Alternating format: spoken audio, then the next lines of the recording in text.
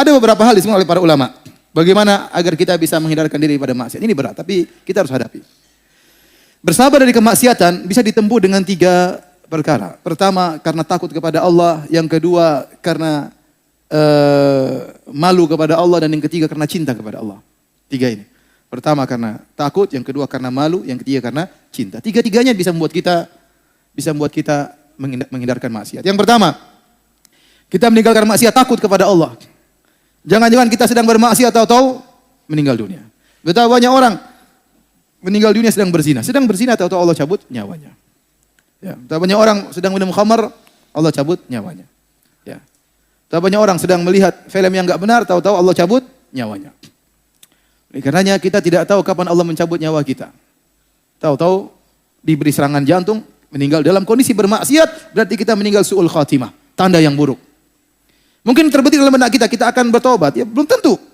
Apa kita meninggal tatkala sedang bertobat atau tatkala sedang bermaksiat kepada Allah Subhanahu wa taala. Waliyadzubillah. Nabi SAW Allah mengatakan, "Qul inni akhafu in asaitu rabbi adzaba yaumin azim." Katakanlah wahai Muhammad, "Inni akhafu in asaitu rabbi adzaba yaumin azim." Katakanlah wahai Muhammad, aku takut kepada Rabbku dengan azab yang pedih kalau aku bermaksiat kepada Allah Subhanahu wa taala. Maka seorang renungkan hal ini, agar dia meninggal maksiat. Ya. Jangan-jangan Allah kasih azab. Ya. Jangan-jangan Allah kasih azab kepada dia. Allah cabut nyawanya tatkala dia sedang bermaksiat kepada Allah Subhanahu wa taala. Ini bisa membuat kita berhenti daripada kemaksiatan. Yang kedua, di antara hal yang bisa membantu kita untuk meninggalkan maksiat, malu kepada Allah Subhanahu wa taala. Allah telah berikan kita banyak kenikmatan. Tapi kita gunakan nikmat tersebut untuk membangkang perintah Allah Subhanahu wa taala. Makanya Nabi Yusuf alaihissalam waktu dia digoda oleh Zulaikha, dia berkata, ya, "Innahu rabbi ahsana mathwaya." Bagaimana saya mau menuruti engkau wahai Zulaikha? Rabbi ahsana mathwaya.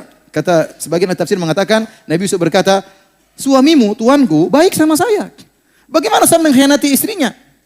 Atau maksud Nabi Yusuf, Allah baik sama saya, betapa banyak kenikmatan. Bagaimana saya membangkang Allah dengan berzina dengan engkau? Bukankah Allah berikan kita banyak kenikmatan?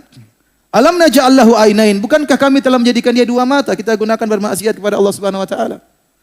Wa lisana wa syafatain, kami berikan dia lisan, bibir, kemudian dia gunakan untuk berghibah, namimah dan yang lainnya. Ini nikmat yang Allah berikan.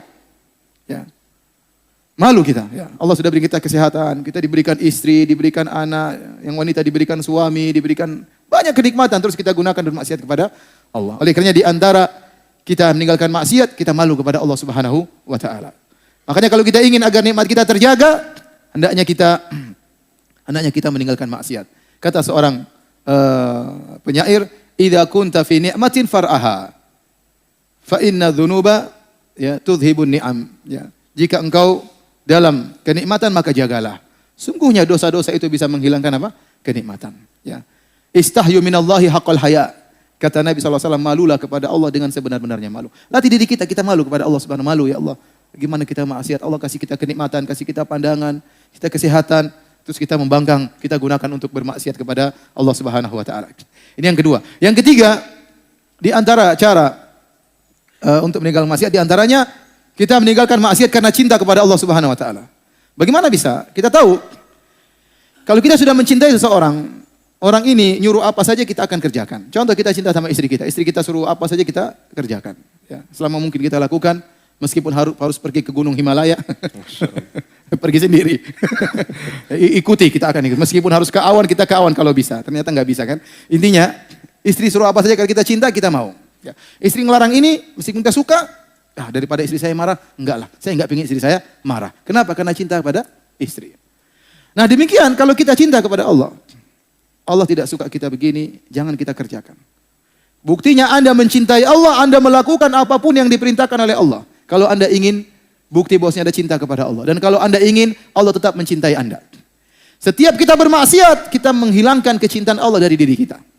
Semakin kita bermaksiat, semakin kita jauh dari Allah Subhanahu wa taala. Dan kita tidak ingin jauh dari Allah.